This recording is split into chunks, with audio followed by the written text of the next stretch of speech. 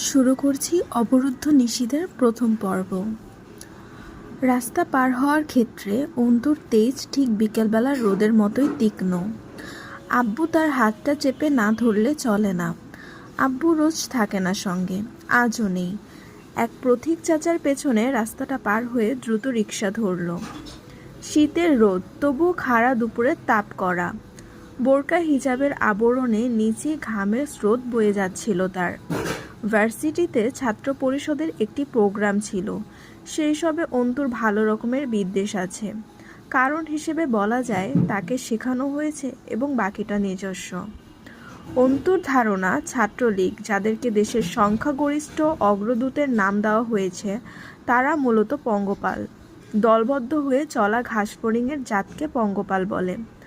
10-15 লক্ষ একত্র চলাচল করে এবং কোনো বিঘাখানেক জমির ফসলি ক্ষেতকে আক্রমণ করে খুব অল্প সময়ে ক্ষেতের ফসল খুব ভালো মতো পরিষ্কার।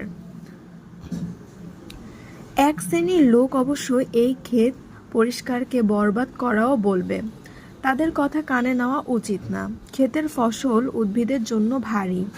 উদ্ভিদকে স্বস্তি দিতেই হয়তো পঙ্গপাল সব ফসল ভক্ষণ করে পরিবেশের ভারসাম্য রক্ষা করে থাকে।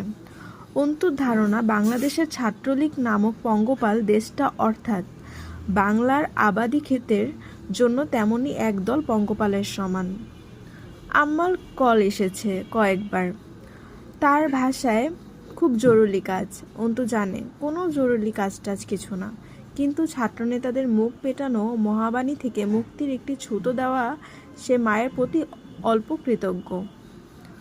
দুপুরের ঝাঁঝালো রোদে ক্লাস শেষে বাড়ি ফিরে সে অবশ্যই একটু জরুরি কাজ পেল।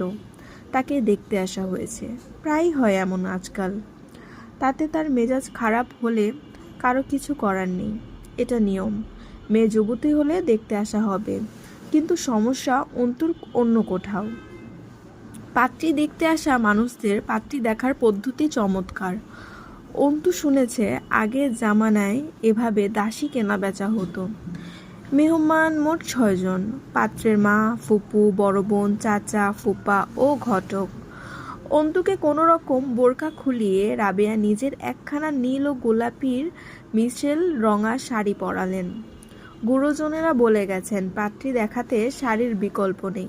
নতুন বউ যেমন হয় ওভাবে মেয়েকে পাত্রপক্ষের সম্মুখে হাজির করতে হবে, তাহলে চোখে বিঁধে যায়। তারা আন্দাজ করতে পারে বউ হলে বুঝি এমনই লাগবে।